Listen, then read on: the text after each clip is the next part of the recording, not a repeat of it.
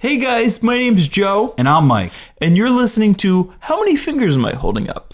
The podcast. And this week we'll be reviewing I Don't Feel at Home in This World Anymore. Yeah, me either, buddy. No, Mike, that's the name of the... Joe, it's okay. This is a safe space. It's okay.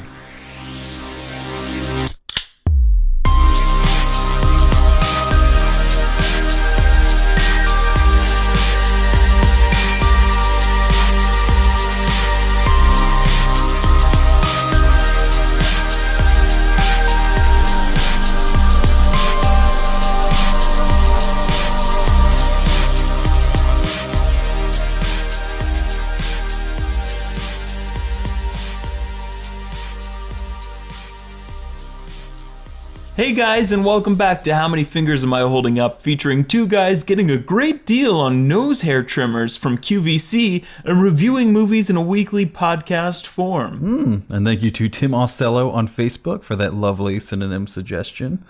Tim, best wishes as you're recovering from surgery. Leaving us synonym suggestions as you're recovering from surgery. You're a trooper. And if you have synonym suggestions as well from the hospital bed or otherwise, you can leave them on Facebook or any of our other social media And if platforms. you're not a new guest, ignore that welcome back. That's not for you. Welcome. Welcome for the first time to this podcast. That's not for you, though. Don't And take also, that. we're sorry about what you're about to go through. Yes.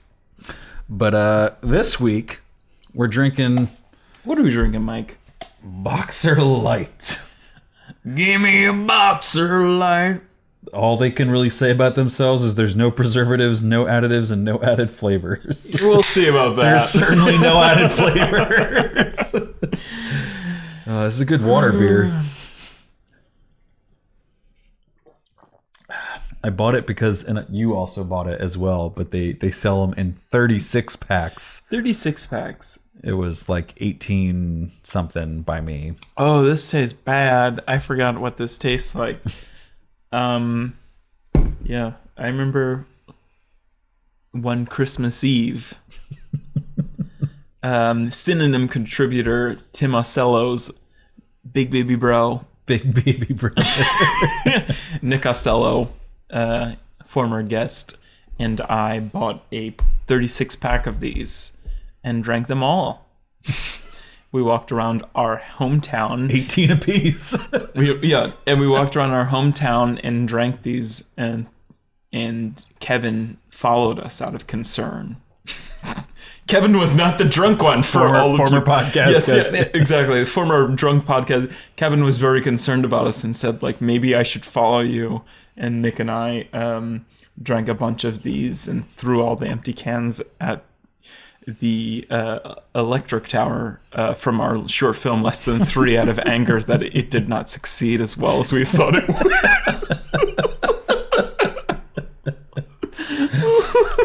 A lot of emotions come up. Please drink responsibly if you're listening to this episode. Don't drink 18 is too many. We haven't had that many, but we're getting there. Oh, boy.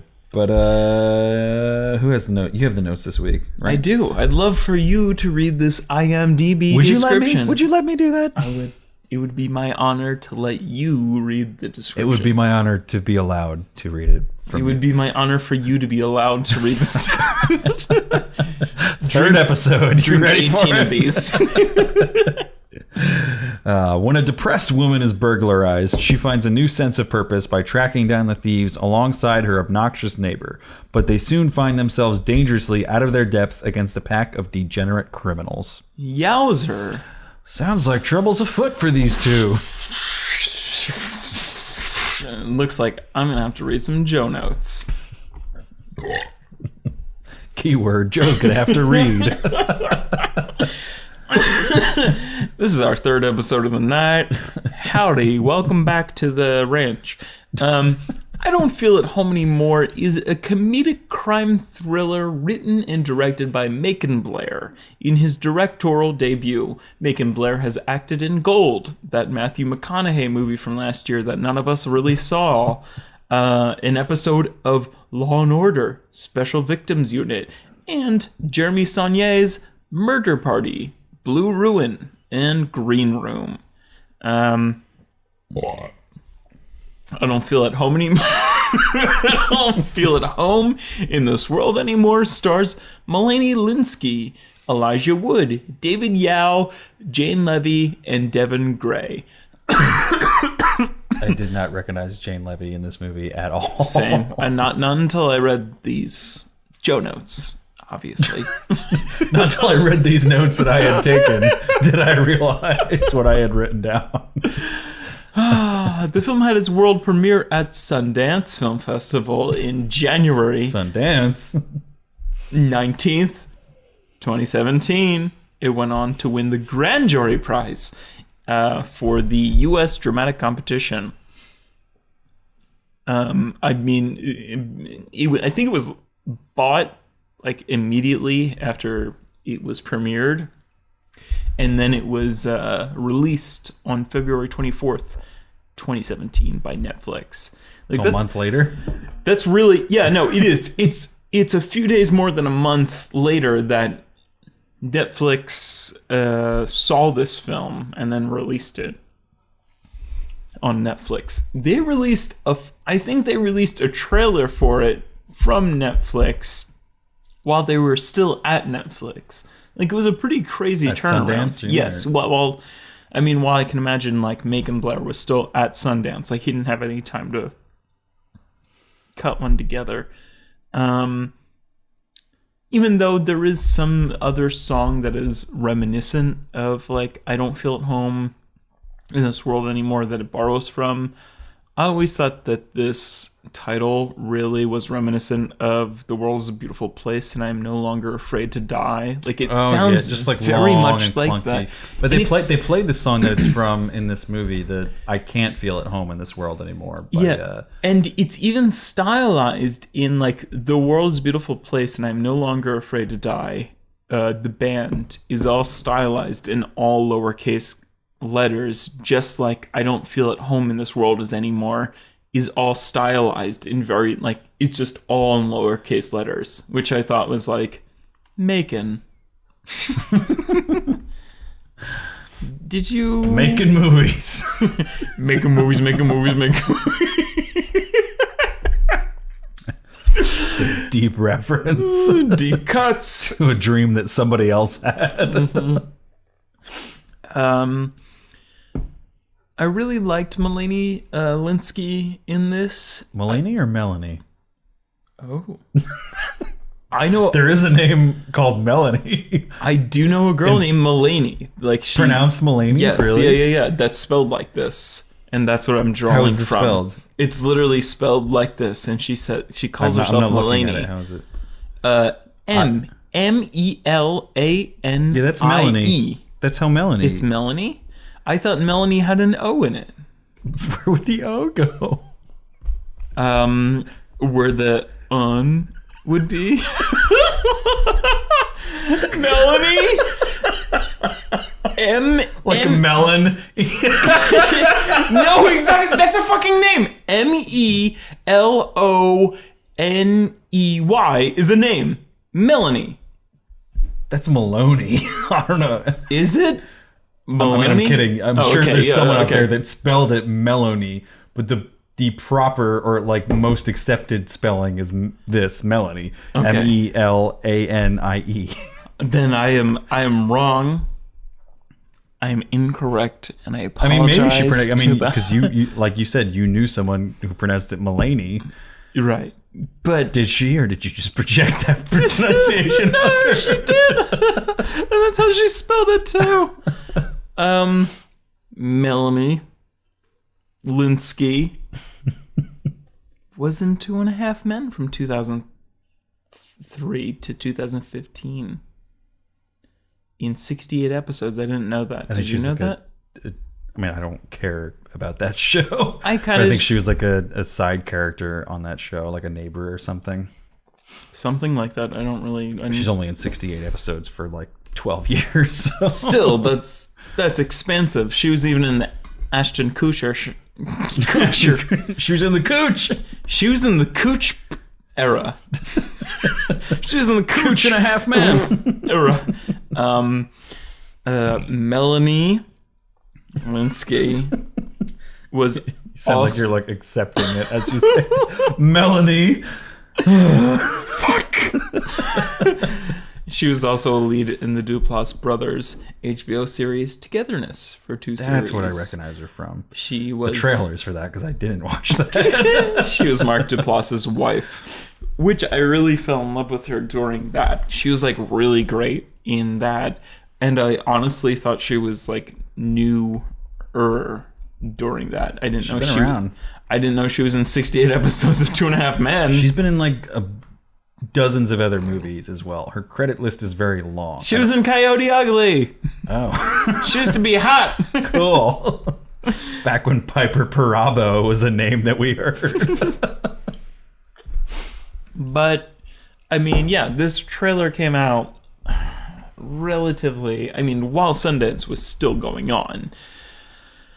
After watching this trailer, I kind of thought it was going to be like, God Bless America. Yeah, that's what it reminded me of. A lot. That Bobcat, or as you might pronounce it, Bobcat. Goldwith film in 2017. Did you watch that? Oh, okay. It's basically like a guy who's fed up with the society, and he finds out he's terminally ill from a doctor, and he goes on a mass killing spree with a 16-year-old girl. But they kill like the Westboro Baptist Church members who are like protesting a funeral, and people who are like laughing at like a mentally ill like contestant on American Idol. Mm-hmm. You know, they're killing bad people. like society's not good people. I've had a lot of Also beers called tonight. bad. Yes. But let's talk about this movie. Yes. Mine is dulled because I have a how many fingers koozie in sleek black. Go to the place where we sell them. How many fingers podcast.bigcartel.com. The only one? The very same.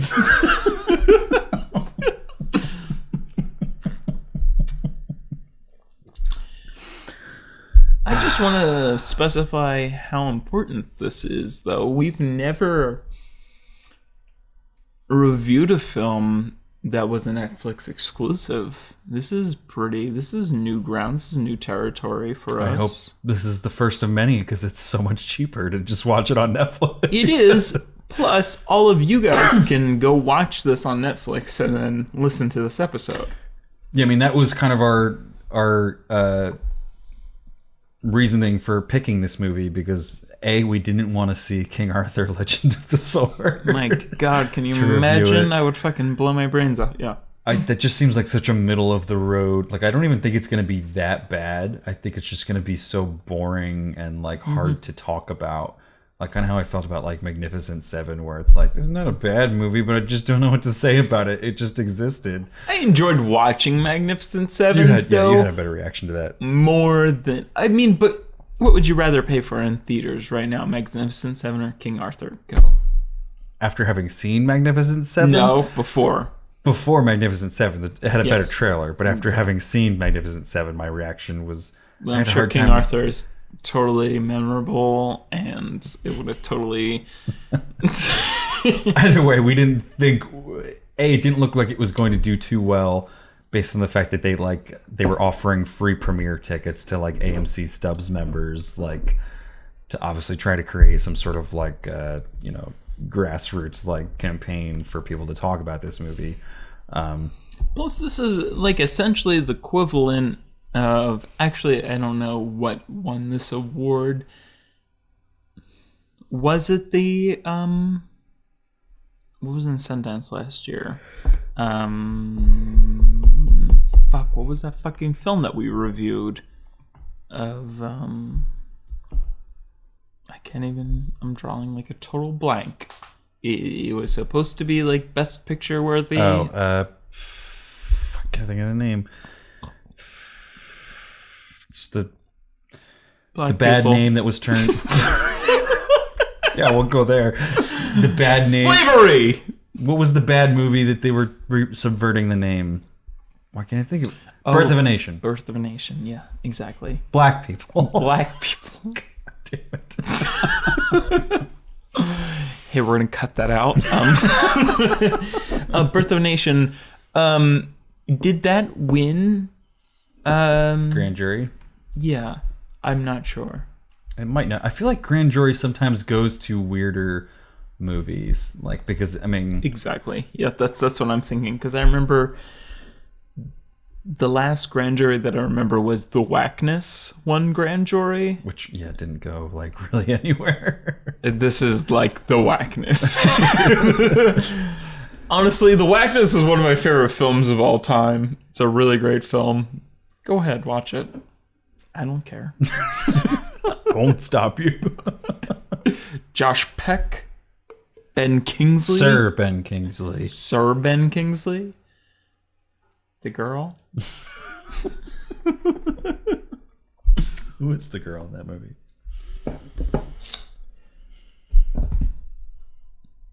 Beats me. Watch it and find out. Girl, the sidekick from Juno. Oh, I don't know her name, but I know who you're talking about. She hasn't done much lately. They were pushing her for a bit, and it didn't pan out. Hey, if you want to get on this podcast, email us at howmanyfingerspodcast@gmail.com. Girl who's in Juno. And I thought you were just opening that up to anyone. I was like, have we discussed just letting anybody come on the podcast, Joe? Not just anybody. The girl who was on Juno and The Whackness. Yeah, she can come on the podcast. I want her to come on. We don't know your name, so I don't know how you're going to find this episode because it's not going to be in the tags. But if you just happen to be listening, we're open to it. If you're in the area. Oh, God. Where are we with this film? We haven't even started, have we?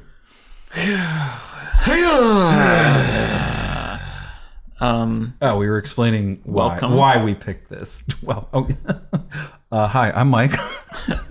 I'm Joe, and welcome to this review. I think it was because, I mean, obviously, let's talk about Macon Blair. Oh my God. Who did that? Mike, shut up. Sorry. Mike, stop burping for just one fucking minute.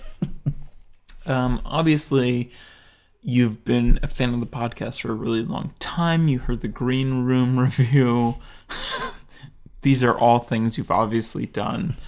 But no, I think we were big enough fans of Green Room and Blue Ruin, which you've seen recently. Last night.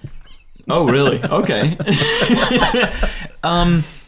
To appreciate that, again, I think we're pretty big fans of Sundance. To where like this was probably the most popular film at Sundance, to where we were able to, I don't know, I think we were able to qualify this as a film that we would review this year. But anyway, Macon Blair has been with, what's his name? Jeremy Saulnier. Yeah, Jeremy Saulnier's. He's acted in Murder Party, Blue Ruin, and Green Room. And this is his directorial debut, and I think we're interested enough to review it. I think that alone is an interesting enough storyline, like someone who has kind of been the character in another behind-the-scenes person's movies being like, oh, let me try my hand, like, behind the scenes. Like, definitely. Especially after growing up with Jeremy and, like, working on films with him, it seems like, from their childhood. Especially also because this is so similar to Jeremy Saulnier movies. Especially if you're able to not only achieve the Grand Jury Prize or whatever the fuck it's called, and also attract as big of an actor as Elijah Wood and Melanie Lynskey.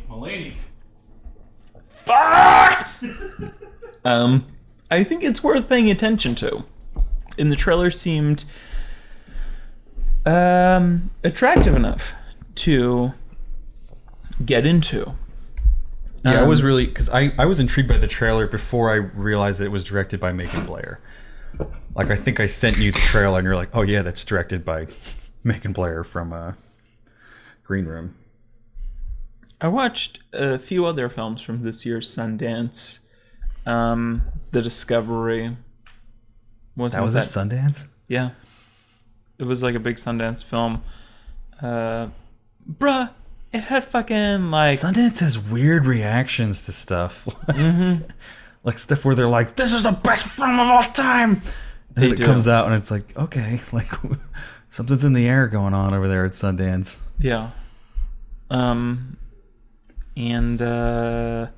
mean, that was by the same director who did The One I Love, which I thought was a really cool, kind of small, trippy movie where it had Mark Duplass and Peggy from Mad Men, and they go on like kind of this couples retreat, and then they find clones of themselves which are more attractive to their spouse, kind of. And if they're able to leave the retreat with each other instead of the more attractive spouse, then like they've kind of like, you know, it's part of the retreat. Oh, okay. Yeah. It's a very cool idea where the Discovery was not so much of a cool idea. It was just kind of like a lame Black Mirror episode, much like The Circle. Even though I love Jason Segel, I love Rooney Mara, Robert Redford was in it. You know, I don't know. It was cool. There was also some other film there at Sundance. I think it was fucking, what was it called? I don't know. Actually, I don't think that was in it. I was just thinking of some other Netflix film. There was only 2 movies, yeah. Yeah. No, there was some other like Joe Swanberg movie that was a Netflix original. I don't know. Never mind. I won't get into Joe Swanberg. He's a great director, though. Look him up. Anyway, what has he done? He was like the founder of like Mumblecore, and he did like fucking a lot of stuff. But yeah, let's get into this movie. So Melanie, good boy. We'll call her Ruth, just because that's what she's called in this movie. Wikipedia describes her as a socially awkward nursing assistant. I would take out socially awkward because I think she's just depressed. Yeah, she's just a normal kind of person, honestly. Yeah, she's looking at the world through the lens that we're all kind of looking at the world through. Like she's kind of just like everyone's like Twitter feed of just like fucking people in traffic and people in the grocery store, and people are just doing these awful things and being assholes everywhere you go. Right, much like much like Manchester by the Sea. I think we have a much more understanding opening, like where that's kind of like montage of what I'm dealing with, kind of. This is a more reliant montage and kind of sets the scene. Much like God Bless America. Like this is kind of like, you know, you get to see the shitty part of like this person's world. Yeah. And it applies a lot more than something like Manchester by the Sea. You get to see her kind of like waiting in traffic, and that guy like fucking in blowing the pickup plumes truck of diesel fuel into like the atmosphere. She's in line and like someone cuts her in line. You get like a 10 items or less like kind of situation, and she really only has like one thing, and somebody cuts in front of her and they have like 20 things. By the way, one time I was like sick at home from work, and I was just looking at like I was on Vine, and then it wasn't YouTube. I was actually just on Vine because we both used to do Vine. And there was Vine Famous Podcast, 2 episodes. And this guy just had this Vine of kind of like pussy liberals, and then he was just like he'd step on like the gas, and like it would have like those 2 like exhaust pipes that would just blow like black smoke into the air. I vaguely remember this Vine. And I was like, And I like left like a real fucking mean comment, and a bunch of people started like rallying behind me. And then he like sent me a message. He's like, "Dude, delete your fucking comment." And I was like, "No, fuck you." I was just like sick and mad at the world that day. And then You eventually, didn't feel at home in this world anymore. yeah, no. And eventually, he just took down that fine, even though it had like 20,000 views. And I was like, "Hell yeah, motherfucker!" You must have sent that to me or something, because I do remember that. Oh no, I shared that with like all of my friends, like in squad. I was like, yeah. But yeah, there's a lot of things. I think one of my favorite moments, and I think it plays within the first like half an hour. Like we get all these kind of snapshots moments. Mm-hmm. One of my favorite is kind of the more like subtle ones, and it stings that much more. Is she's like at a bar, like reading a book. And then Macon Blair, the director, is playing this guy at a bar. I think that's what he's credited as. Guy at a bar walks up to her and he's like, "Oh, are you reading like this series?" And she's like, "Yeah, I'm like really enjoying it. I'm up to this part." And he says, "You know what's crazy? Like this person is this guy's daughter." And like obviously like spoiling like the book for her. And she's like, "What?" And he's like, "Yeah, it's really crazy because," and then he explains like the rest of the book.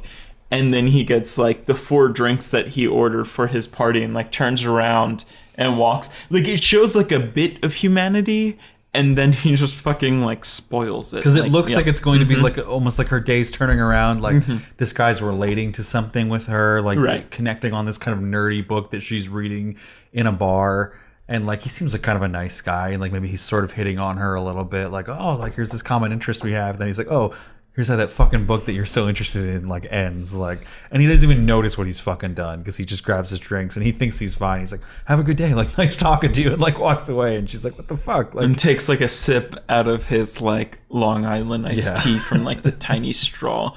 Because later we get the what's his name character, Elijah Wood character, Tony. And yeah, and she discovers that he's also reading the same book, and she says, "Oh, you're reading that book?" And he says, "Yeah, but like, don't tell me." yeah, spoil it for me at all." And from his like small bit, or from his like pretty major like kind of autism scale personality, he's able to kind of be charming, you know, charming or just real enough for. Yeah, he's just sort of super obsessed with like morality almost. Like he's the most moral character. I really like his character in this. I don't think it's like it's not like an Oscar type role or anything. It's not really demanding for Elijah Wood at all, but I just think in the writing of this character, it's just a fantastic, really interesting character to look at in terms of like, it's sort of a little contradictory. Like he's like a metalhead, but he's also like a Christian at the same time. And that's a little bit of a curveball at first. Is it? Metalhead with Christian? Yeah. Like it seems like I can a- almost see like the writer's fingerprints in terms of like, You're how right. can I make this, like he's a metalhead, what can I do to make him more interesting? And it redeems itself in the end through the script in terms of, because he does end up being this really morally obsessed character where he kind of is like the driving force of the message of this movie, which in my opinion is that like you have to do the right thing at all times, no matter what. Like there is no eye for an eye. There's just being good to everybody, no matter what the consequences are. I kind of understand the fingerprints where it's kind of like you see his character being a metalhead, and then It just you also understand that Macon Blair just came off Green Room or something. If I maybe didn't know that this was like someone's first like script and like directorial debut, maybe I wouldn't have picked up on that. But I don't know. It also just, it feels like something I would have seen from like somebody in like a screenwriting like 101 class. Like, and that's not to say that it's horrible, but it's just like it's not as evolved yet, maybe. And it's one of the few complaints I have with this movie is just that sort of. And it works in the end, but maybe I would have made him less of a metalhead or something like that. Like that contradiction is just a little too like, I like that. he's unexpected. Like you've never seen a character like this before, type thing. I kind of like the backyard blasting metal music with like nunchucks character. I like though. the nunchucks. It's part. very no, but I feel like the metal and the nunchucks goes hand in hand because it's very like Napoleon Dynamite-esque kind of. It's kind of like he needs like the highest like music to like kind of like work out to or something. He's also just kind of a contradiction because he's like this really violent kind of guy and like a really small body. Yeah. Like he's like lifting weights, but then he just does not look jacked like at all. I also love that he is reading that fantasy book and he's also like Frodo from like Lord of the Rings, and I don't know, like this kind of role that he's playing somehow matches like that role that he plays in like Wilfred or something. Okay. Like where he's like, he adores like a dog, and I love like the dog in this story because like there's so many like great shots of just like him and Melanie kind of like enjoying themselves, and then I'll have like a reaction shot from the dog and he's just kind of like panting, and it's so humanizing. It's like just very like it's so earthy, or just like you feel like you're there. Like it's just very like you would believe that, because eventually one of those like 5 or 6 scenes that brings you into Ruth's world is that she has a sign on her yard that says like no dog shit, but it's like no dog and then has like a poop emoji. Like it's very like, I don't know. But then anyway, she finds out that the culprit maybe is Elijah Wood's character Tony, and him and his dog, and he's totally apologetic about it, even though he's defensive about it first. And that's kind of how this friendship blossoms. I really like that, because I'm torn about the message of this movie, because I think there are times where the message is so on point, and then I think the ending kind of like really bungles it, and we'll get to that. But I think one of the times when it's really on point is when like she like gets like all like angry with him, and like I can't remember if she actually pushes him, but she gets like confrontational with him about him letting his dog shit on the lawn, and like he's kind of like really apologetic and kind of like almost makes her feel bad right from the start, where he's like, oh, like I'm sorry, like I didn't even like realize, and he like picks up the poop that she like throws like to like pick it up, and then later he's like, sometimes I just kind of get like so lost in like my own thoughts that I like don't think about it. And it's one of those moments where it kind of makes you think in terms of like not everybody who wrongs you is necessarily in the wrong, and there's always another side to everyone doing something. And I think part of the message that the beginning of the movie is trying to spin is that like it's important to be a good person at all times, and it doesn't make it okay to go be an asshole to someone else just because they were an asshole to you. Like him letting his dog shit on your lawn is a bad thing, but then she's kind of the asshole by like going out of her way to like confront him and be a dick to him in that moment, and it kind of shows it there. And there's a lot of moments through Tony the character where we're shown that like vengeance isn't always like the right way to go, and you can't always just go do shitty things even if it's towards a shitty person. I think we get that a lot during the film, where at first we think Ruth is like the purest kind of, but it's really actually Tony. Like when Ruth steals like something as dumb as like a lawn ornament from like, it's my favorite scene in this whole movie. From the very wealthy family. She steals a lawn ornament, and Tony's like, I didn't know that was part of the mission, and he like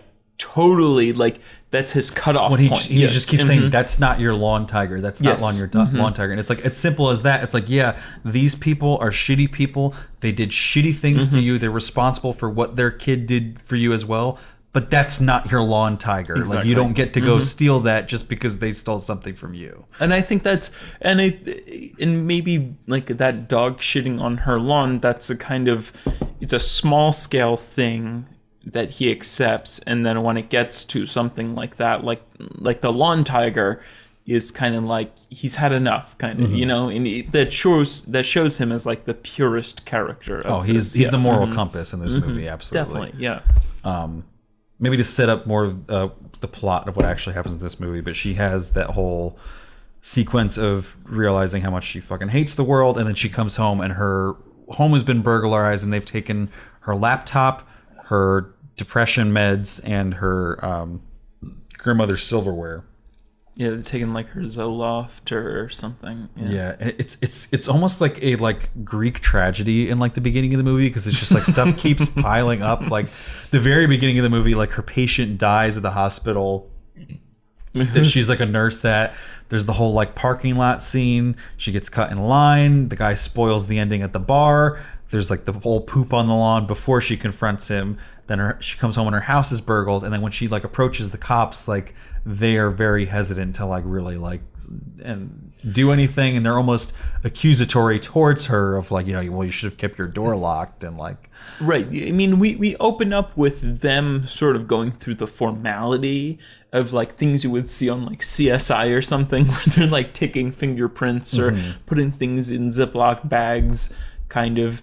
But by the end of the scene, you get the chance that you get the idea that they're like, we're not going to solve this. Like this sort of thing happens every day, And like she goes to the police office at one point later to like be like, are you going to do something about this? And he's like, lady, like I got this like one crime where like someone like did some crazy like thing. Like I got more like important things that I'm trying to like worry about than your little like home robbery because you couldn't lock the door and someone came into your house. Right.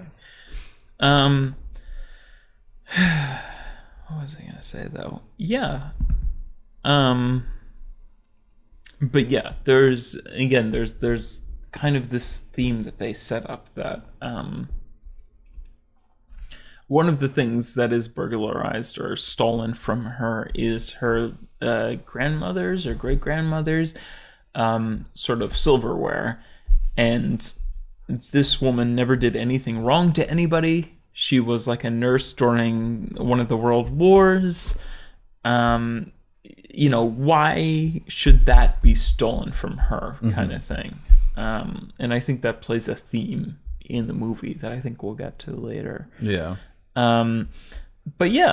So after she is burglarized, she starts to go around the neighborhood and ask if anybody suspicious has been kind of going around. I love how there's some sort of red herring of like some guy riding a bike kind of around the street like this entire time. It's really kind of this offsetting. I mean, even though it ends up being somebody like that, but she ends up nobody gives her fucking anything, and then eventually she goes to Tony's house. And Tony is listening to metal, they're bench pressing or practicing his nunchucks in the backyard, and his dog's barking in the house, kind of. It's a very great scene, and she's kind of like scared again of just like how off-putting his character is. Because he like she tells him that she's been like burglarized, and he fucking like slams like an axe down on like the wooden table, and he's like, that makes me so furious. And he's just kind of like ultra violent in response to her telling him about the robbery. And I've heard a lot of complaints about like the character of Tony, where people just think like it's Elijah Wood acting goofy, but like I really bought into this character. It is, but I think this movie is a comedy on the surface, and I think it has some more themes underneath it. But I think its main purpose is to make us laugh, and I think Tony accomplishes most of the laughing in this movie. So I think that's fine. Right? Yeah. So Ruth, who essentially she's very small scale self-medicating with like Coors Light, which I wanted to be the beer for this movie, but we've already used in another episode.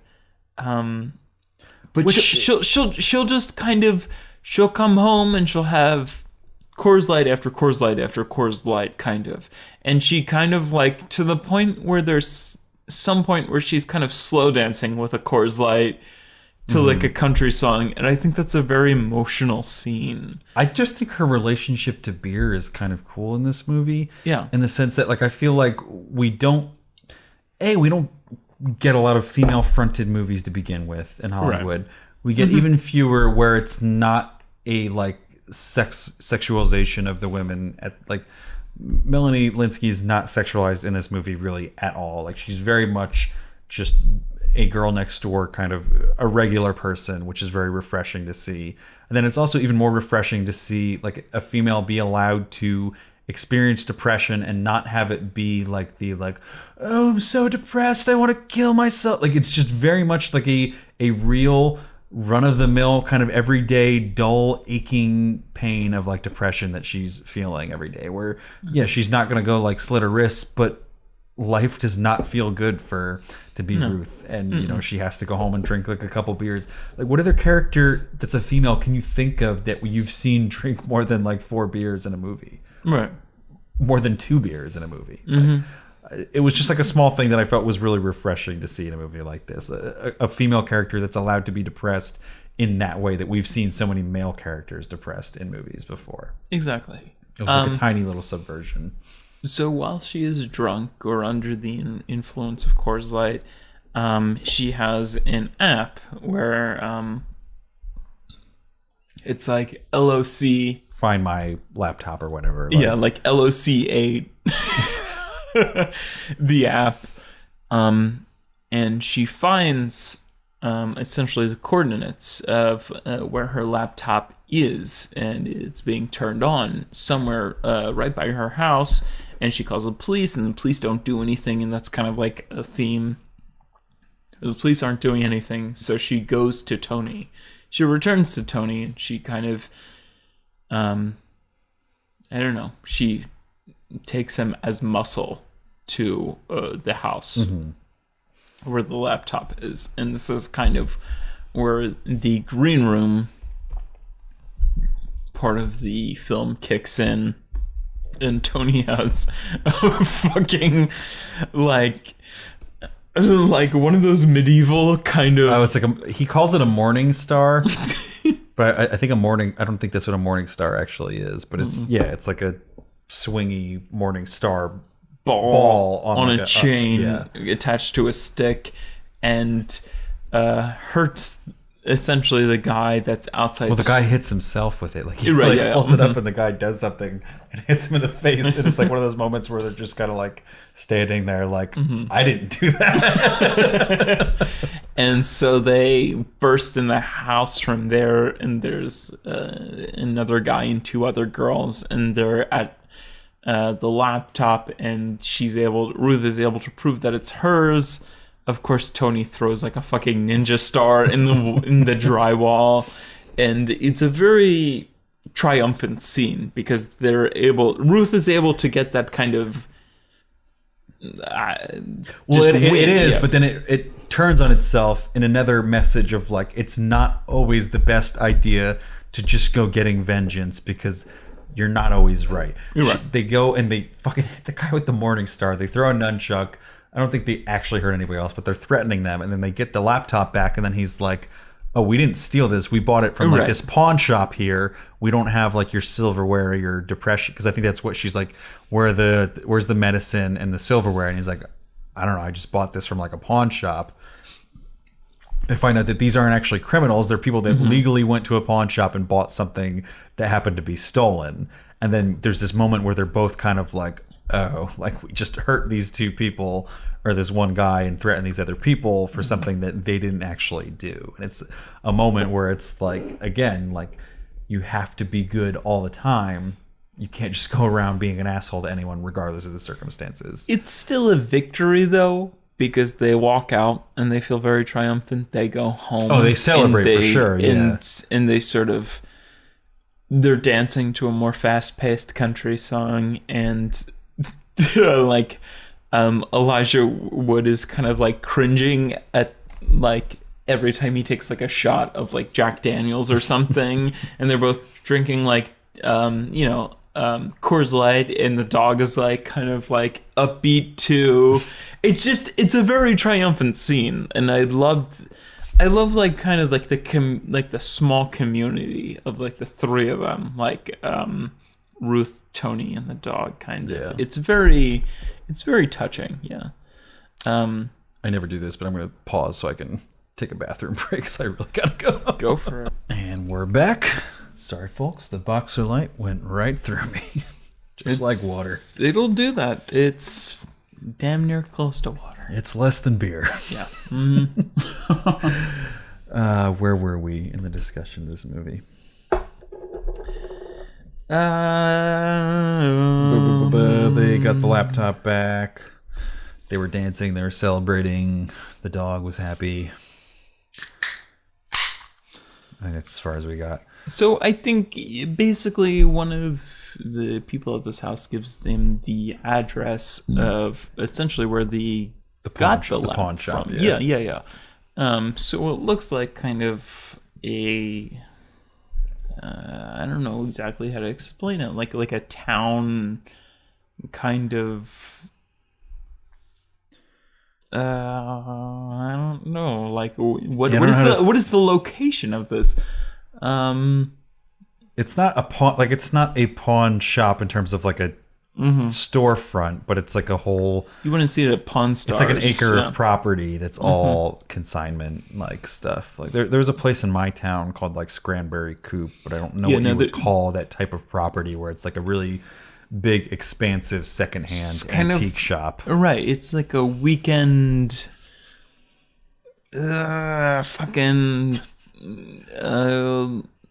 Yeah, it's a large property for antiques, and it's almost like a farmer's market of just secondhand shit. It's like a designated garage sale kind of. Yeah. But basically, they go there. They find her grandmother's silver, and she tells him to like go start this car. And as she's on her way out, she had previously in her yard noticed a like footprint, and she made like a cast of it. Mm-hmm. This part was a little weird that she was able to recognize his feet and match them to the cast like in person. Well, was it or was it? I mean, he's taking something to the shop, and she's so obsessed with. But this, I mean, even if my senses were heightened and I was looking for it, I don't know that I could match a foot to a. I mean, I guess I've never been in a position where I've had a physical cast that I've been like staring at because I've been so obsessed about finding this people. But I mean, like the signature of this cast was that there's a strip of duct tape along the front of the foot, and she's able to match. That completely went over my head. That with the cast. So that's a little more. Mm-hmm, I completely did not get the duct tape part of her. No, So there's a strip of duct tape along the front of the foot that matches the way that it's positioned on the cast, and I think she's just almost sure. And the guy who plays the guy who's like the robber is like arguably one of the best actors in this film. He's creepy. He's so great because he reminds me of the guy from Road Trip, not Tom Green, but like the really skinny looking guy from Road Trip.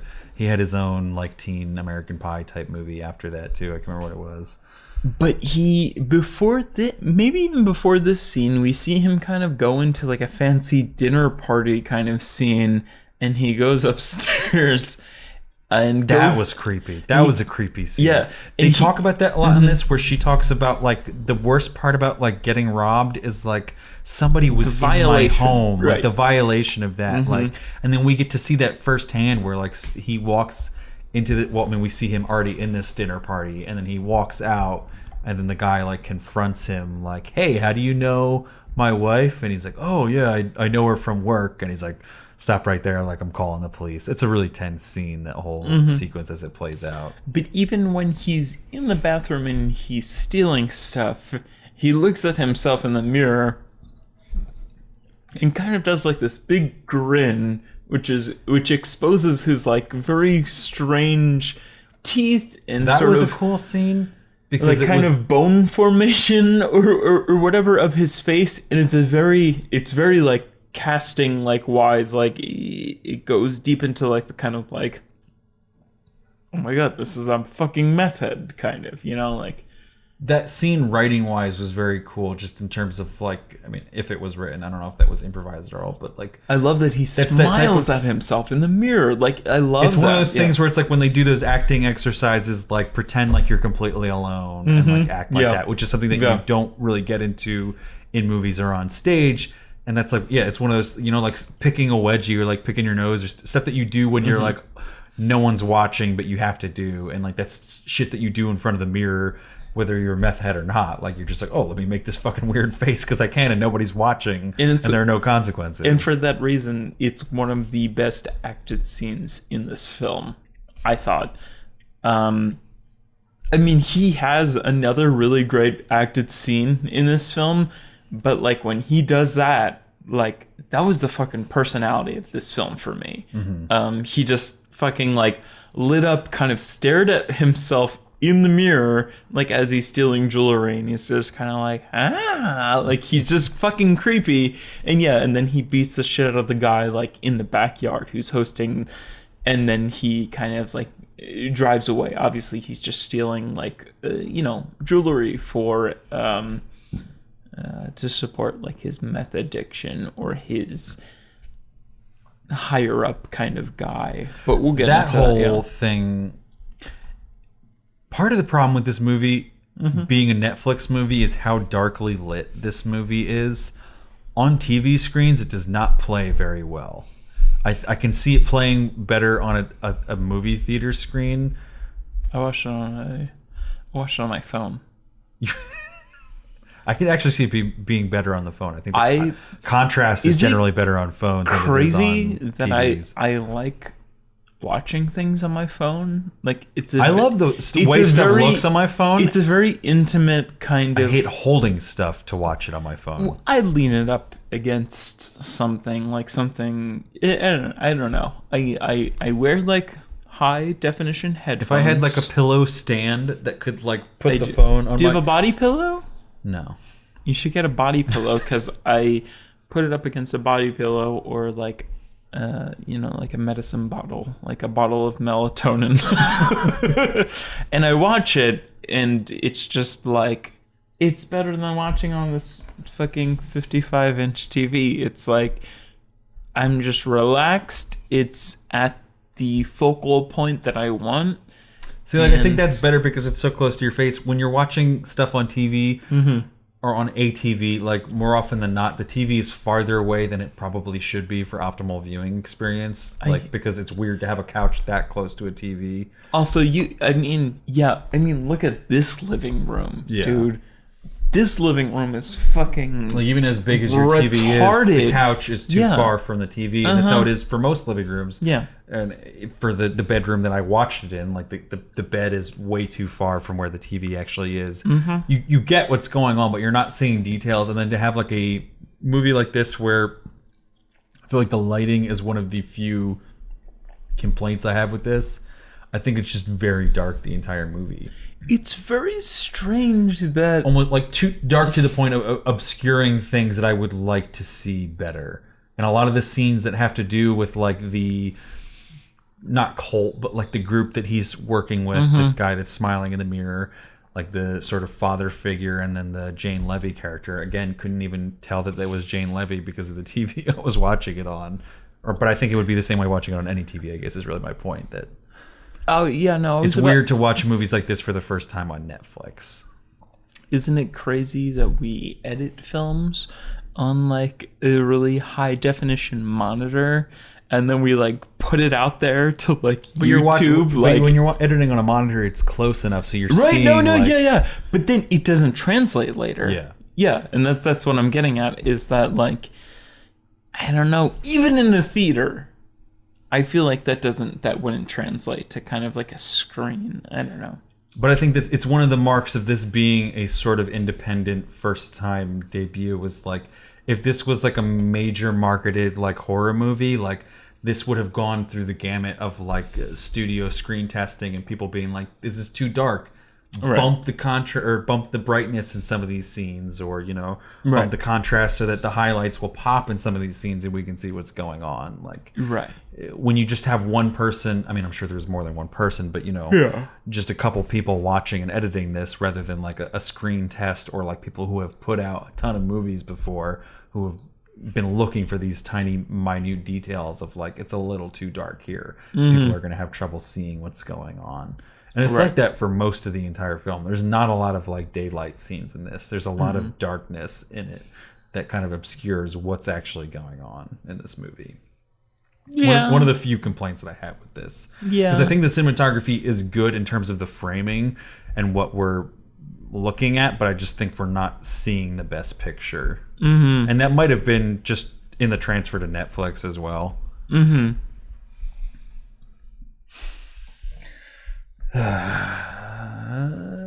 But Where are we in the plot? I don't know. Just that that robbery scene was I thought that was one of the highest acting performances in this film. I think so, because I think there's not a lot of great acting in this, and that's not to say that there's bad acting. Right. I think people are just kind of they're easy roles. There's not like really character acting going on in this. There's just a lot of like Mulaney Linsky is fine. She's not bad at all, but she's not really pushed at all in this. Mm-hmm. She's still very relatable and easy to relate to. It's two of the same things that I just said. And Elijah Wood is not really pushed at all either. He's kind of just Elijah Wood being a little goofier and having different character traits, but he's not bad at all. Right, yeah. And I mean, from here, so Ruth, the Melanie character, and what's his name? Tony. Oh, Tony, the Elijah Wood character.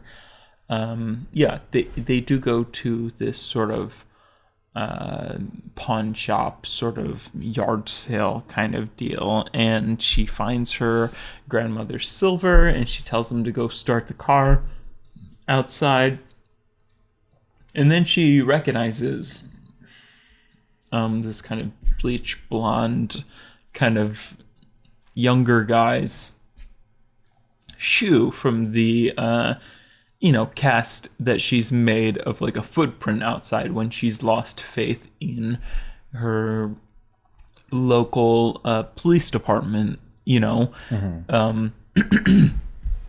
So then while she's stealing this, while she's stealing her grandmother's silver back, she's kind of sidetracked by him, because that is kind of like the root of like, that's my revenge, that's who I want to punish, kind of, that's who deserves this punishment.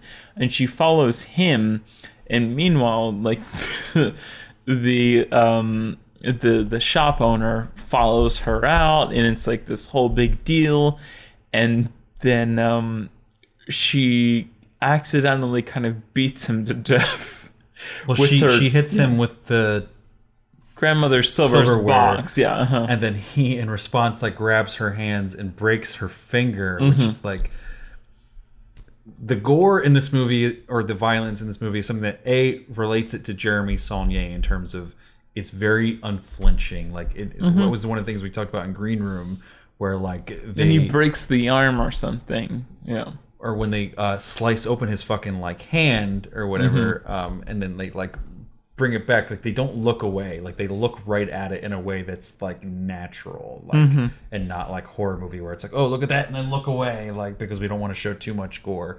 Or when we're gonna slice open his belly, we're gonna look right at it, and they do that all the time in this movie. Like she breaks her finger and she's just kind of like holding it for like a really long amount of time in front of the camera, where you're like, as an audience, we're looking away, but the camera is still unflinching looking at this scene of her finger. And they do that with a lot of the other violence in this, where it might be a quick cut because the action is jumping around, but it's not a quick cut in terms of like, we don't want the audience to look too much and see the flaws in this, Right, yeah. in the makeup or whatnot. Mm-hmm.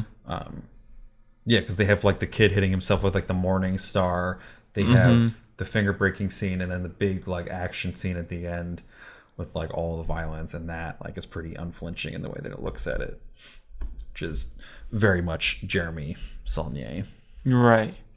So she breaks her finger, or he breaks her finger, and she retaliates about like by hitting him with the box that the silverware is in. Or no, she hits him with the box. He breaks her finger because of that, I think. But I mean, I think he by the end of the scene, he is assumingly kind of dead. I don't think he's dead, But he's hurt. But because he breaks her finger, then Elijah Wood knocks him out. Oh, okay. That was why he's on the ground. Yeah, he's not doing well. He's a very frail old man who's been hit with a box and then punched. So then she's taken to the hospital, and she kind of lies about how her finger has been broken, and then she takes pain medication, and from there we're kind of in a haze in this film. He's kind of talking to her, and in a haze he also brings her to his church, Tony's church. And again, she's able to witness church under the, effects of painkillers. So it's very kind of trippy. From there, she kind of has like that like badass scene after that where she's like, I'm so annoyed with everybody in this world that I'm going to kind of stop being polite to everyone. And she's a scene where she goes to like the grocery to get like the cereal box that has like revisits that first scene. Yeah, it's right, like a mirroring of that first scene where all the things where she would kind of just be like, okay, whatever, I'm going to be polite. She's being an asshole and a bitch now for her own benefit. So like she goes and she cuts someone in line to get the police badge thing, and then she's like opens it up in the parking lot and like spills the cereal everywhere and like litters and stuff that she would have been mad at before. Which again, I like the inclusion of that in this because it's kind of like it's showing it in a positive light in that moment as her being a badass, but you're also in the back of your mind being like, right, you are being an asshole right now. Like you're being the thing that you hate. And like you think that it's supposed to be like a subversion where, now it's cool to be this because of the way that it's played in the montage. But I do think in the back of our mind, we're all kind of being like, no, you still have to be a good person no matter what's been done to you in the past. Right. Before. Yeah.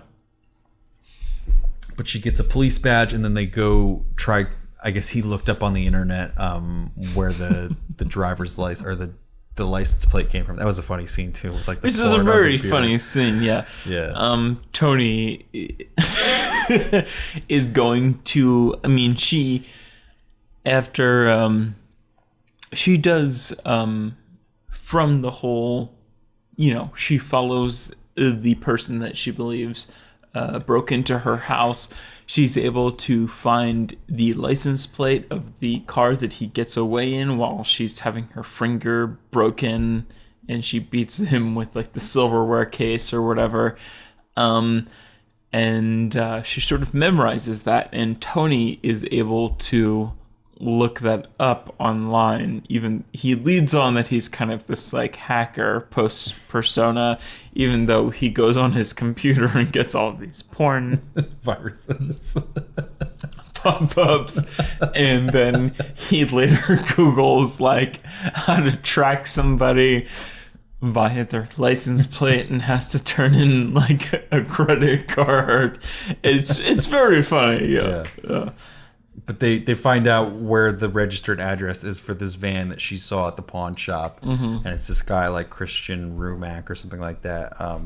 So they go to his house, and he's not home yet, but his wife is home, and they have this really funny scene where she kind of just is like, oh yeah, come on in. Like, even though they're clearly not police officers, like they've got like a cereal box, like police officer badge. They're dressed in like the most plain clothes like ever. Like least the convincing, shittiest car. yeah, the least convincing like police officers ever. And they're just sort of trying to find out about this kid, and they're asking all these questions, and they're still not being very convincing as police officers. And then he comes home and like is like, obviously these aren't fucking like police officers, and like threatens them. I forget how it all plays out, but eventually they end up leaving. There was a whole scene where he was kind of like downplaying her whole view on life. That's where the whole trailer line of like, I just want people to stop being assholes comes from. Right, yeah. Because he's like, what do you plan to get out of this? Like, you're gonna confront him, and then what? Like, what's gonna happen? Because he offers to even pay her off. Yeah, she's like, I don't want and money. She doesn't want money. She just wants people to stop being assholes.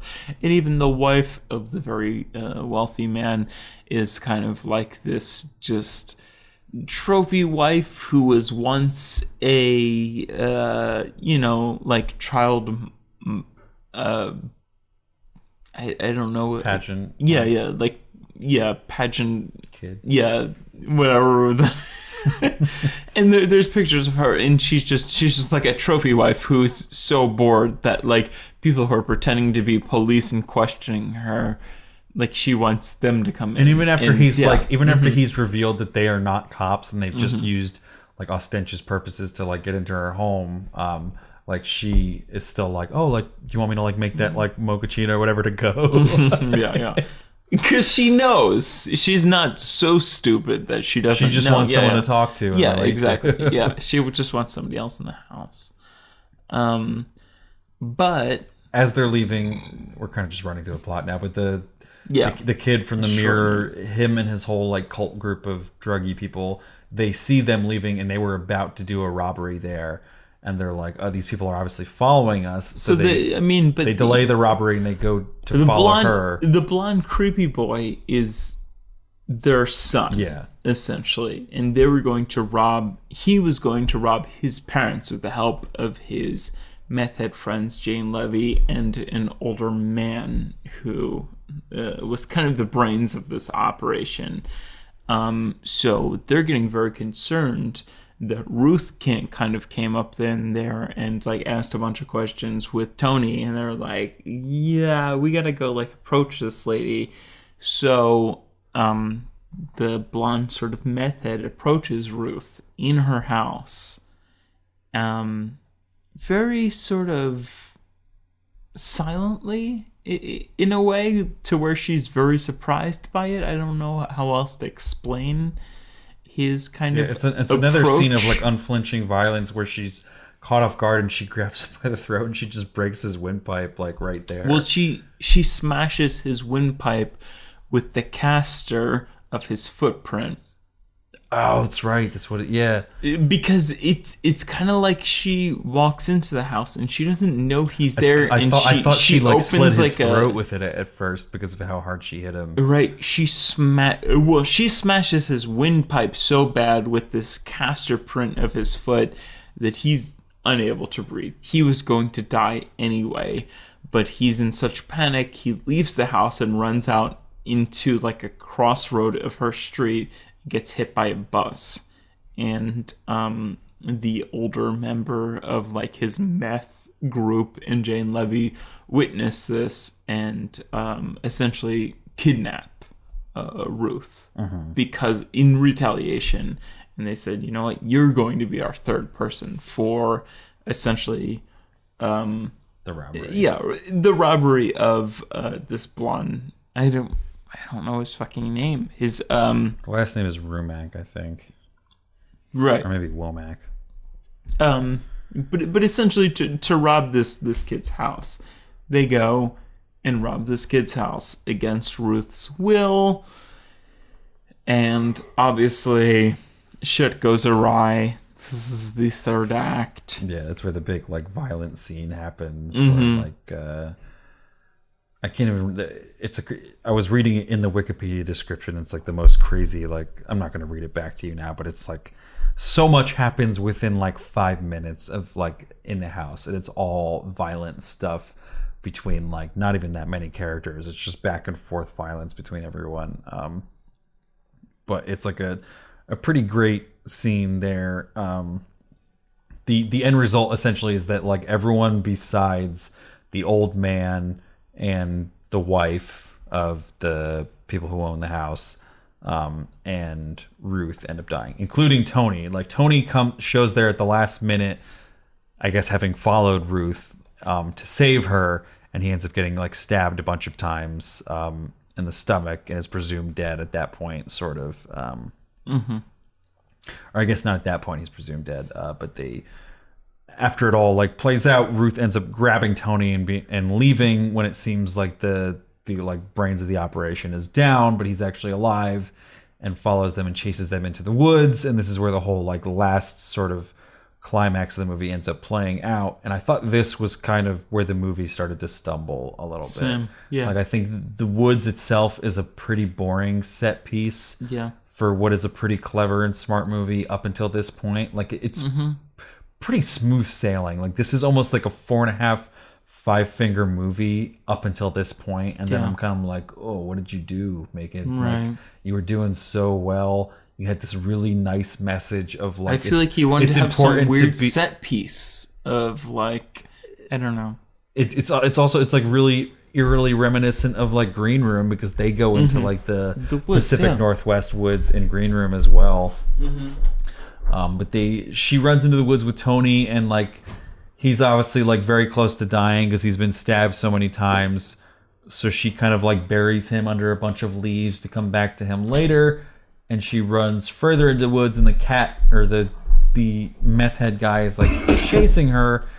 And then the whole ending of the movie is my main complaint, and mainly just like this whole scene. Like it's not horrible writing. Like there's a little bit of establishment going on. Like she wades through the water very calmly, and this big black snake like swims around her and doesn't bother her because of how calmly she's going. I don't know the science behind it, but I do know that like my girlfriend Rowan, when we were watching this, was like, that's a water snake and they're not dangerous like at all.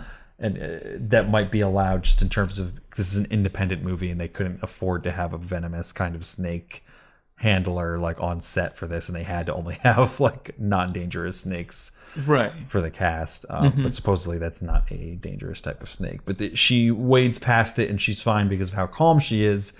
And then it's setting up like it's going to be this big action, like clever ending, and she kind of just runs up behind a tree. I mean, there was a scene where there was the whole like boat set piece too. Right. But after that, after she's buried Tony, she like runs up behind a tree, and the guy catches up to her, and they just have this weird conversation where he's like, "You ever had cat meat?" And she's like, "Cat food?" And he's like, "No, cat meat." And then it's just kind of like I don't know what that accomplishes besides being a little bit funny in that scene. No, And it's like, just I feel like, humor. Yeah. I feel like that's the point in the movie where we need to be having some sort of diametric opposition between these two characters, where like they're sort of getting to it between it being about like, you know, he's willing to eat cat meat and he's been in these circumstances, because that's what was kind of what he was bringing up was like, Right. you know, have you ever eaten cat meat? Like you've obviously never been in situations this dire before. But I feel like there's a cleaner, better way to get across that like he is a morally pretty grim and dark person, and she's someone who is at least trying to be a better person and wants to see other people being less of assholes in the world. And they didn't really get that message across in this scene at all. So and then if you're not going to do that, then at least have some kind of like clever resolution to this predicament she's got herself in, just for the satisfaction of the audience. But her, like, it's real. It's very realism based, which was also kind of my complaint with like Blue Ruin, which I just watched last night, was that like it was very real. Everything felt like it could and would happen in real life, but that was like to the detriment of like entertainment in that movie, where it was like, maybe we could have had some more climactic scenes in this and things that, you know, were a little more action oriented instead of realism oriented. But in this, like, he kind of just climbs up the hill and she's at this tree at the top of the hill, and they kind of just do like a ring around the tree thing for a moment, and then she hits him with a bunch of rocks, runs away, and then he chases her, and because he runs too fast, the snake attacks him, and that's kind of like his end. It's just really anticlimactic in terms of the tension that's leading up to that scene where he's been chasing her through the woods, and it's like, I don't know what the better ending would have been. I would have not gone into the woods to begin with. Right. But it seems like it's leading up to her like building some huge trap or outsmarting him in some way, and she's not really smarter than him. She kind of just runs around the tree and the luck of nature at that particular time. And she's able to throw enough rocks at him where he falls backwards into like the lake or something. Yeah. Mm-hmm. And I get that's part of Jeremy Saulnier, his whole like universe of cinematics is like doing realism in movie. You know, like what is it like if a hobo like actually tried to get like revenge and assassinate people, and what is it like if people young kids in a band were trapped by a bunch of like Nazis, like how would they actually try to like escape in like a siege movie? So I think that's what Macon Blair is obviously going for here, but I think it is to the detriment of this movie, which was really, really smooth sailing until this point. Right. And then I think he kind of drops the ball even further as we're kind of rounding out this review at the very end of this movie, where you obviously think that Tony, Elijah Wood's character, is dead at that point because she comes back and finds him. She's like freaking out. I did like this specific moment though, where she's like freaking out looking for him, and then she sees her grandmother pointing to where he would be. Like I do like that kind of like magic realism type moment where obviously that didn't actually happen, but it's this sort of spiritual thing happening, and she's able to find him, but then it seems like it's too late, like he's not breathing at that point, and they kind of play a joke at like the expense of the audience where they go on with all these scenes that make it seem like he's actually dead. Like she's going on living her life, she's putting everything back together. We see that the lady from the house that they robbed did not point the finger at her because she allowed her to live.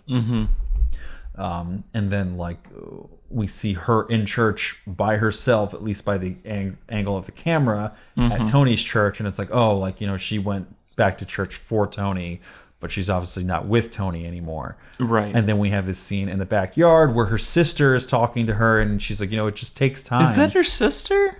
Or her friend. Okay. I thought it was her sister, but I'm not sure. It could be either.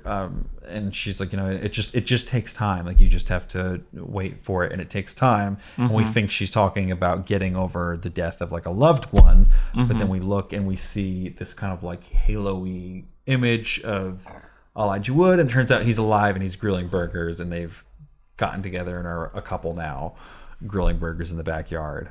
Which, like, I like that ultimate resolution. I just don't like the way they ended there. Yeah. I didn't like being misled because it didn't feel satisfying to have that ending in the end, because I was more just like, you tricked me. Yeah. And not even in a really clever way. Like, I didn't have the power to turn the camera and see that Tony might have been sitting next to her in the church. I didn't have the gift of being able to see that he didn't actually die after that whole thing. It was just kind of like a cheap trick at the expense of the audience that kind of ruined it for me. No, I agree. Yeah. I do love that actual, like, I wish that they hadn't done that trick, because that last scene I feel like is so great. Just him, it is, yeah. No, like I enjoyed it a lot. That's one of the funniest moments in the movie where he's grilling burgers and you could just kind of hear his voice, and he's like, "Oh yeah, like I'm just gonna like just push these burgers down," and the other guy's like, "No, you want to keep the juice in the burger." He's like, "No, I just want to get all the juice out of these burgers," because he's just like the exact opposite of like a manly man, but it's like someone that really, really appeals to her in that way. But yeah, I think that the ending is really the big misstep in this movie. It was so good up until the ending. I agree. I don't think there's a whole lot that well, I guess that's the other thing about the ending that I didn't talk about. Also, P.S. follow me on Letterboxd, because I talked about this in my review that I wrote on Letterboxd. What's your Letterboxd address or username? Michael D. King. You can also follow us on their HMF podcast on Letterboxd, and I think Joe's on there, but I don't remember his username. I don't remember either. There's nothing worth following. I'm sorry. I think it's Joseph Lamas, but I don't know. It's probably accurate. Yeah, Letterboxd is a great site, though. You should be on there. It is, yeah. But my main point in my review of this movie on Letterboxd was that this movie poses a lot of questions about morality, but doesn't ultimately answer them in the end. In terms of it poses all these themes of like, you have to be a good person no matter what, especially in the scene where he's like, that's not your lawn tiger, or when they get the laptop back, but they have to do these things that aren't really great to people that weren't really in the wrong, Right. or when they hurt the people at the pawn shop, or when she's the kind of an asshole in her badass scene, and they do all these things where it's like you have to be good at all times, but then they don't really have consequences for the right people in the end. Like Right, Tony yeah. is the purest in this movie, and he's the one that physically suffers the most in this movie. And she, obviously not out of everybody, but of those two, is the more asshole-ish person, and she Definitely. suffers the least in the end Right. from this movie. And it just kind of doesn't really land. Like, it's almost like he sort of makes, or their actions sort of make the whole thing worse, and there's no real consequences in the end for what they ended up doing in terms of pushing vengeance like too far. Like, because if they hadn't been involved, the people would have robbed the house a day earlier, and I don't think anyone would have been home, because that was the whole, or at least the dad and like the Right. security guard wouldn't have been home at that point, so it would have gone about like uneventful and whatnot, and nobody would have died. But Right. in the end, everybody dies because they were kind of pushing this like vengeance agenda. So I just wish it would have landed on like a clearer message about where this movie stands in terms of morality, because it hints at it and it really pushes it in the first half, and then the last half is just kind of like, well, this is where things technically would land up in terms of realism, but it doesn't really arrange it in a very cinematic way. No, yeah, I agree. Yeah. There also is not a lot of character progression too, because she kind of just, she found a guy, but that wasn't really her need in the beginning of the movie. Like, she wasn't really, she was a little lonely, but it was it was more depression was her, and the way that people are in the world. And I guess maybe finding Tony is a little bit of a resolution to that, in terms of Tony is someone that she respects morally, but it didn't really come full circle or land on like turning over a new leaf in terms of a viewpoint on the world. Yeah, it wasn't like, I don't know. That's a very difficult kind of thing, because I liked that that there was no real like romantic interest for her at the beginning, and I don't know. I almost didn't like that there was a romantic interest at the end, because she was kinda never really. I wanted them to be platonic in the end. I didn't really want No, them to be exactly. together. I was Same. glad he was alive, but yeah, I would have liked Yeah. if he was just there and not like her boyfriend. I mean, we don't know that exactly that he is her boyfriend. But I think that's what when Is you implied, find out right, yeah. he's alive, I think that's what her sister or friend is talking about, in terms of it takes time to like get used to being in a relationship and whatnot. No, I get that. Yeah. I don't know. I don't have much other besides finger ratings. Want to get into those? I'd like to get into those. I don't feel at home in this world anymore received positive reviews from film critics. Did you know that? It did. I didn't know that. I think I knew it received like a 90% though. It currently holds a 90% fresh rating on review aggregator Rotten Tomatoes. Very good, Joe. Based Hey, on I think that is enough of a good answer for me to pour my beer all over Mike's laptop. I don't know about that. Based on 50 reviews with an average score of 7.4 out of 10, the site's critical consensus reads, "I don't feel at home in this world anymore. Transcends its unwieldy title." Yeah. To offer timely, intoxicatingly dark observations on gender dynamics and social norms. in modern dynamics. That's another point I didn't even like get into, because I didn't think about that until I read the IMDb description. And there is a little bit of a gender dynamic in this. I don't know if it's Go on. worthy enough of an IMDb description footnote, but it's almost like it feels like the robbery is a little bit of like and I don't think it's intentional. I think this is reading too deep into it. But since IMDb brought it up, I looked into I'm kind it of following myself you. Yeah. in terms of like the robbery is kind of like a metaphor for rape in a way. Yeah. She talks about it in terms of like, I feel like I've been violated, like someone's been in my home. And then when she gets robbed, she's kind of like victim blamed. Like the cops are like, well, you should have fucking like locked your door and stuff like that, which is obviously eerily similar to rape. And then the fact that like the police won't like do anything to really look up who is responsible for this, very similar to rape. And then the fact that like no one really believes her when she says she knows like who actually did it, which is another obviously similarity to rape.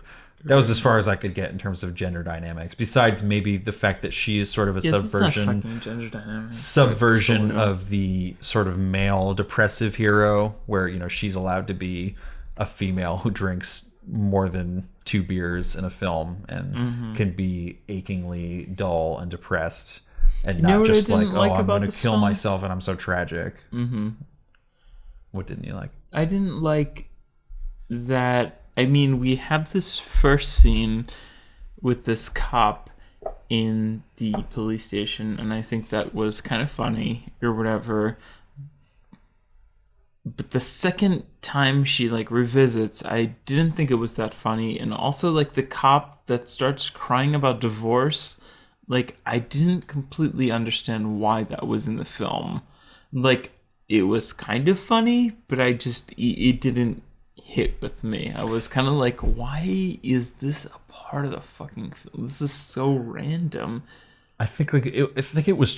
This is a stretch. I was not totally crazy about it. I didn't hate it. Totally caught off guard. It felt like it was maybe trying to go for the fact that like, whenever you're trying to like get your own problem solved, someone else is like, oh yeah, but I'm also dealing with this, and this is so much worse. I'm gonna cry about this now, type of thing. You know, like whenever you try to get help from someone, they sort of turn it around and make it about themselves. Right. But that's a stretch. I wasn't crazy about that scene to begin with. I did not like that scene at all. Yeah. I could do without it. But I think all in all, like when you consider that this is a directorial and I guess screenwriting debut, I don't think he's written anything before this as far as I can tell.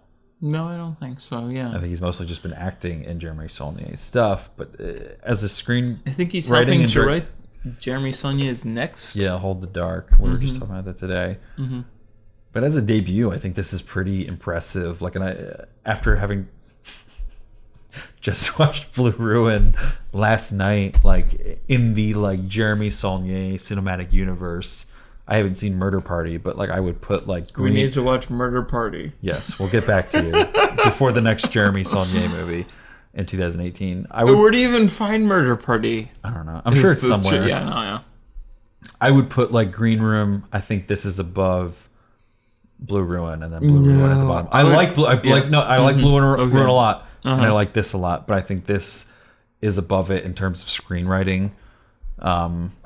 Maybe not in cinematography. I think Blue Ruin has better cinematography, but I think in terms of acting, like I think it's apparent that these are like really good professional actors, and I think Macon Blair's good in Green Room, but he's not a leading man. So I think in Blue Ruin that kind of like loses the movie for me, where I'm just kind of like, I don't care what happens to this kind of chubby, pudgy guy. I just like Blue Ruin because Jeremy Saulnier, I think he originally set out to be a cinematographer, or something. Yeah, he does cinematography in his spare time too. Not in spare time, but as his other work.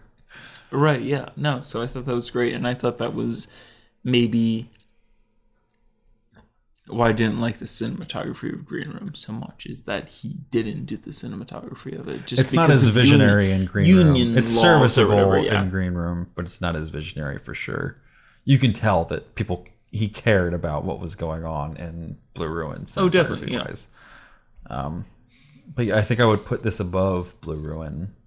I think having professional, not that Macon Blair is not a professional actor. I don't want to put him down in that way, but he's just not a leading man. He's a character actor, and that's not a bad thing, because he's fantastic in Green Room, and he should continue to get more roles like that, where he can be, you know, sort of on the sidelines and continue directing. Coloring films. I think this is a great sort of directorial debut. I think he absolutely learned a lot from Jeremy Saulnier and can kind of benefit from having his first movie be that much better than Jeremy Saulnier. I mean, I haven't seen Murder Party, but I'm assuming it's worse than Blue Ruin. Yeah. And especially because this has so much humor and has so much of maybe what is his own taste, kind of, you know? Like, because Jeremy Saulnier does not have any humor in any of his films, really, I think. So there's a little bit of dry humor, but this was like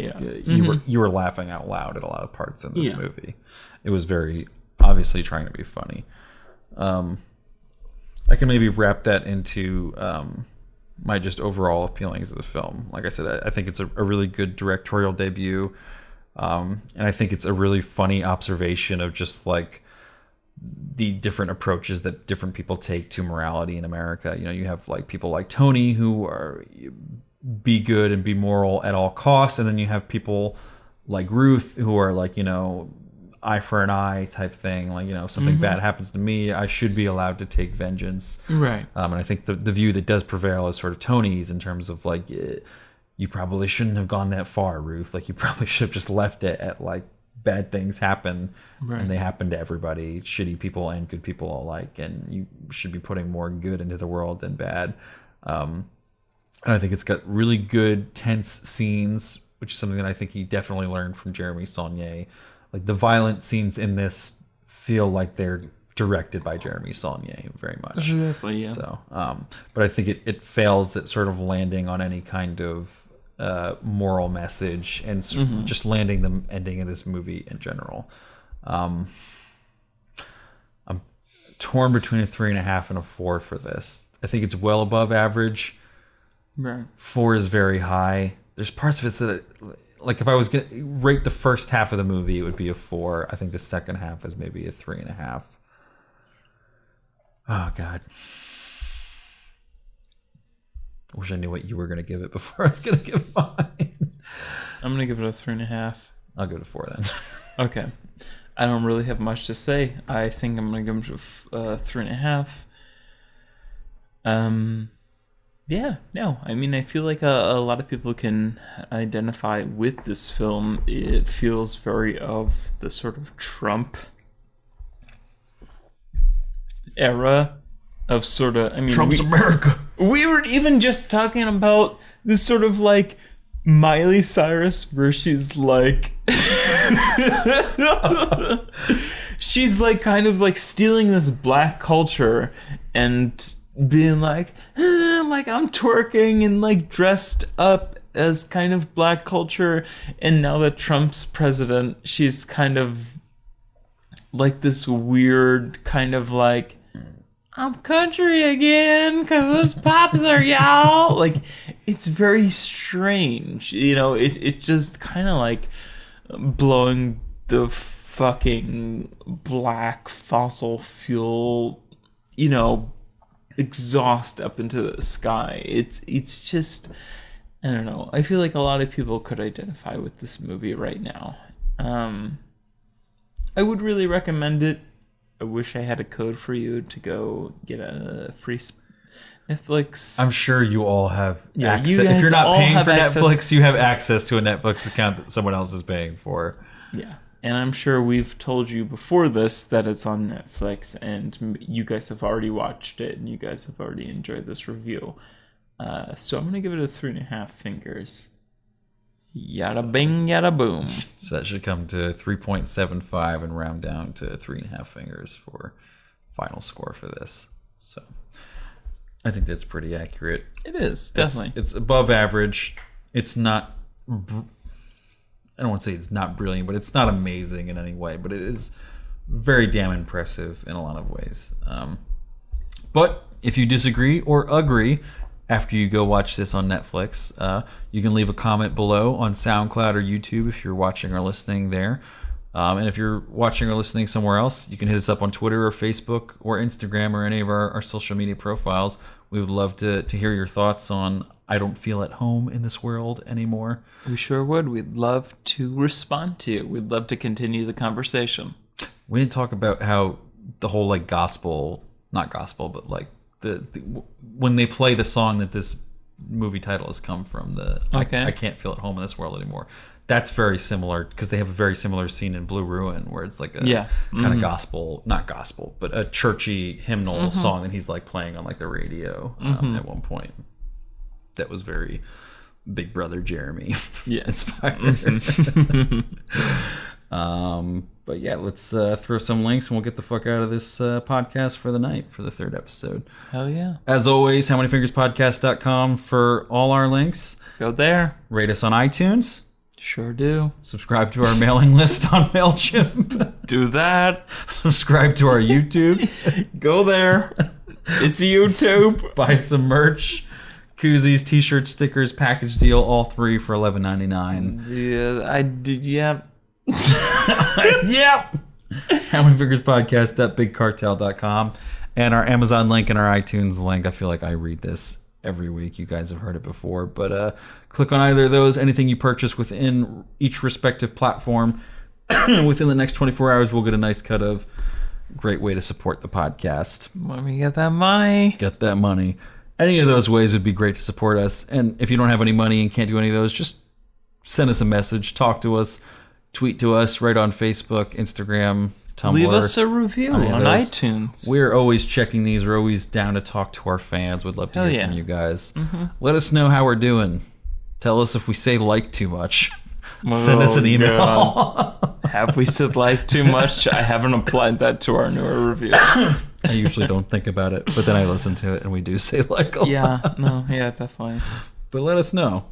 And that's about it. So signing out for How Many Fingers the Podcast. I'm Mike. Like, I'm Joe. Like, I don't feel at home in this world anymore.